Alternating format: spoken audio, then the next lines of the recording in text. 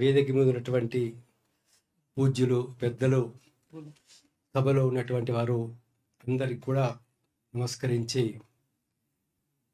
ఈ మధ్య మన మోహన్ రావు లాంటి వాళ్ళు మన స్టేజ్ మీద ఉన్నటువంటి పెద్దల వల్ల ఒక్కొక్కసారి కొంచెం కొన్ని తప్పుడు పనులు చేస్తూ ఉంటాం అన్నట్టు. ఏంటంటే ఈ మధ్య అప్పుడప్పుడు ఒక 10 నిమిషాలు, అరగంట, గంట సేపు మెడిటేషన్ చేస్తూ ఉన్నారు దాని లోపల. అయితే నిన్న పొద్దున మెడిటేషన్ చేస్తూ ఉంటే, మెడిటేషన్ కాగానే నాకు ఏం స్ఫురించిందనంటే రమణమూర్తి గారి మీద అటాక్ జరుగుతుంది అనేది తెలిసింది నిన్న పొద్దున దానిలో 9 గంటల టైం లోపల.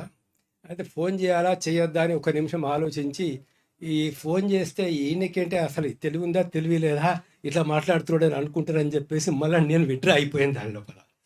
సో ఇది వాస్తవంగా జరిగినటువంటి విషయం. తర్వాత ఏంటంటే మిత్రులారా, ఇప్పుడు ఇంత పిచ్చి ఎంత ముదిరింది అని అంటే, షిర్డీ సాయిబాబా, ఇప్పుడు వారు కూడా షిర్డీ సాయిబాబా గురించి పుస్తకం రాశారు రమణమూర్తి గారు.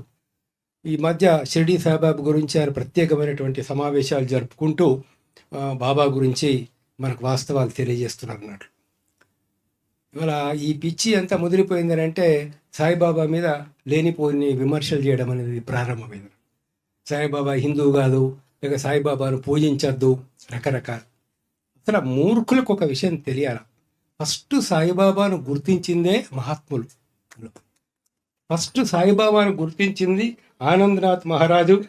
అదేవిధంగా ఏతుందో నేడు గంగాగిరి మహారాజ్, గొప్ప యోగులు వాళ్ళు. 90 ఏళ్ళ వయసు గంగాగిరి మహారాజ్ అనుభవం. అలాంటి యోగులు ఫస్ట్ షిరిడీకి వచ్చి బాబాను చూసి, ఈయన మహాత్ముడండి, మీరు ఇప్పుడు గ్రామ ప్రజలు గుర్తించడం లేదని చెప్పించి ఎంతోమంది మహాత్ములు, వాసుదేవానంద సరస్వతి లాంటి వాళ్ళు. వాసుదేవానంద సరస్వతి అసలు మేము యోగులం ఎవరికి నమస్కారం చేయకూడదు, కానీ బాబా విషయం లోపల అది మినహాయింపు ఉందని చెప్పి ఆయన నమస్కారం చేయడం అనేది జరిగిందన్నట్టు.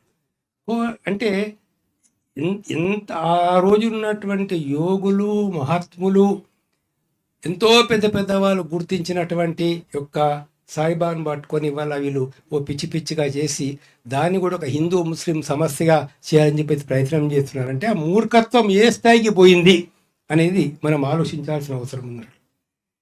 మిత్రులారా, ఇక్కడ విషయం ఏంటంటే, ఇందాక మీ అందరికీ పెద్దవాళ్ళందరూ కూడా చెప్పారు దాని లోపల, ఈశావాస్యం ఇదం సర్వం అంటే లోకంలో ఎక్కడ చూసినా కూడా ఈ విశ్వమంతా ఒకే చైతన్యంతో నిండి ఉంది.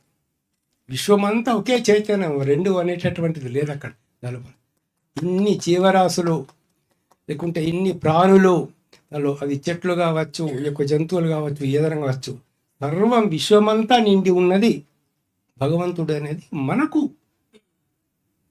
ఉపనిషత్తుల్లో చెప్పడం అనేది జరిగింది. దానిలో దీన్ని అసలు అర్థం చేసుకోకుండానే మేము హిందువులం అని చెప్పేసి వాళ్ళు మాట్లాడుతూ ఉంటే, అలాంటి విషయాలన్నీ కూడా రమణమూర్తి గారు ఇవాళ స్పష్టంగా చెప్తున్నారు.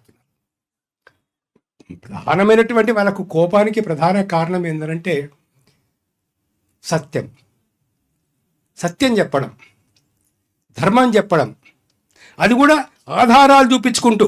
చూడండి, భగవద్గీతలో ఇది ఉంది, చూడండి వేదాల్లో ఇది ఉంది, ఉపనిషత్తుల్లో ఇది ఉంది, ఈ యోగి ఇది చెప్పాడు అందులో అని అంత వివరంగా. ఇప్పుడు అతని ఉపన్యాసాలు వినండి మీరు, రమణమూర్తి గారి యూట్యూబ్లో మనకు చాలా దొరుకుతాయి. దానిలో అంటే ప్రతి దానికి ఒక ఆధారాలు చూపించుకుంటూ నిజమైన హిందూ తత్వం అంటే ఏంటిది, నిజమైన హిందూ మతం అంటే ఏంటిది అనేటటువంటి దాన్ని ఆయన స్పష్టంగా చెప్పడం అనేది జరిగింది. అది ప్రధానంగా కోపం. రెండో కోపం బహుశా నేను అనుకునేది ఏంటంటే, అందులో రామాయణంలో అయోధ్య రామాయణంలో ఇన్సిడెంట్ జరిగిన దాన్ని వాళ్ళు చాలా తక్కువగా చూపించి, కేవలం ఒక 72 లక్షలు రికవరీ అయిందని చెప్పేసి చూపించి, ఇక ఇంకేమి జరగలేదు అని చెప్పేసి లోకాన్ని మభ్యపెట్టాలని చెప్పి చూస్తున్నారు. ఈరోజు అక్కడ మనకు 2 సంస్థలు, ట్రస్ట్ బోర్డు ఒకటి ఉంది, అదేవిధంగా ప్రభుత్వం ఏర్పాటు చేసినటువంటి సంస్థ సిట్ చేస్తున్నది. అయోధ్య ట్రస్ట్ బోర్డు వాళ్ళు ఒక్క నిమిషం ఆలోచించండి, ఏం చెప్తుంది? బంగారం ఏం పోలేదండి, వెండేం పోలేదండి, మందిరం కట్టడానికి ఇంత ఖర్చు అయింది, మిగిలింది ఇంత డబ్బు. సిట్ వాళ్ళు ఏమని చెప్తున్నారు? వీడి దగ్గర ఇంత డబ్బు దొరికింది, ఇన్ని బంగారు నగలు దొరికినాయి, ఇన్ని ఆభరణాలు దొరికినాయి, కొన్ని బంగారు నగలని వాళ్ళు బిస్కెట్లుగా, బంగారు బిస్కెట్లుగా మార్చుకున్నారు. ఇది సిటీ చెప్తున్నది. మరి సిటీ చెప్పేది నిజమా, మీరు ట్రస్ట్ బోర్డు వాళ్ళు చెప్పేది నిజమా? ఇవాళ రమణమూర్తి గారు లాంటి వాళ్ళు ఏం ప్రశ్నిస్తున్నారంటే, నీ మొత్తం డబ్బులు ఎన్ని వచ్చినాయి, ఇప్పటి నుంచి కాదు. ఇప్పుడు ఆయన చెప్తా ఉంటే ఎప్పుడు అక్కడ ఉండేటటువంటి ఒక మహాత్ములు ఏవైతే ఉన్నారో ఇవాళ వాళ్ళు చెప్పినటువంటి ఒక విషయాలన్నీ కూడా మనకు ఎవరెవరైతే ఫస్ట్ ట్రస్ట్ ఏర్పాటు చేసినారో గొప్ప మహాత్ములు 1400 కోట్లు జరిగింది అని చెప్పి చెప్తా ఉన్నారంటే, మరి ఇది చెప్తా ఉంటే వారికి కోపం రాదా అండి? హలో, ఎక్కడి నుంచో జరుగుతున్నటువంటి దాన్ని చాలా చిన్న ఇన్సిడెంట్గా చూపించాలని చెప్పి వాళ్ళు అనుకుంటా ఉంటే మీరు తోమని చెప్తున్నారు. మొత్తం తోమని, ఇప్పుడు కాదు 20 ఏళ్ళ నుంచి 30 ఏళ్ళ నుంచి తోవండి అని చెప్పి చెప్తా ఉన్నారు దీనిలో. మరి అది కోపం రాకుండా ఏముంటుంది? ₹1 కాదు, ₹2 కాదు, ₹3 కాదు, ₹4 కాదు, వేల కోట్లు, లక్షల కోట్ల రూపాయల ఫ్రాడ్. అదే అందుకే మేము ఒక డిమాండ్ చేస్తూ ఉన్నాం గవర్నమెంట్. ఏం డిమాండ్ చేస్తున్నామంటే, టోటల్ డబ్బు ఎంత వచ్చిందో ఆ లిస్టు, ఒక 10,000 కంటే ఎక్కువ ఎవరెవరు ఇచ్చినారో ఆ మొత్తం లిస్టు బయట పెట్టండి. అప్పుడు ఇచ్చిన వాళ్ళు బయటకు వచ్చే అవకాశం. ఎంత గోల్డ్ వచ్చింది, ఎంత సిల్వర్ వచ్చింది, ఆభరణాలు ఎన్ని వచ్చినాయి, ఎవరు ఎంత ఇచ్చారు, ఆ లిస్టు బయట పెట్టాడు దాని లోపల. అప్పుడు కొంతవరకైనా మనకు తెలిసే అవకాశం ఉంటుంది అన్నట్లు. ఈ విషయాలన్నీ కూడా రమణమూర్తి గారు ప్రశ్నిస్తున్నారు కాబట్టి ఈ ప్రధానమైనటువంటి ఒక సమస్య ఉందని చెప్పేసి నేను భావిస్తున్నాను. సరే, ఏది ఏమైనా ఇప్పుడు జరిగినటువంటి ఇన్సిడెంట్ మట్టుకు చాలా ఘోరమైన ఇన్సిడెంట్. ఈ ఇన్సిడెంట్లో నా ఉద్దేశం ఏంటంటే, వాళ్ళు ఒక రకంగా చేతగాని వాళ్ళు అంటే రమణమూర్తి రాసినటువంటి పుస్తకాలకు జవాబు చేత కాదు వాళ్ళకు. రమణమూర్తి గారు లేవనెత్తిన అంశాలు, లేవనెత్తుతున్న అంశాలు ఉన్నారో వీటికి వేదాల పరంగా కానీ, భగవద్గీత పరంగా కానీ, ఉపనిషత్తుల పరంగా కానీ, హిందూ ధార్మిక పుస్తకాల పరంగా కానీ ఆన్సర్ చెప్పేటటువంటి కెపాసిటీ నీకు లేదు.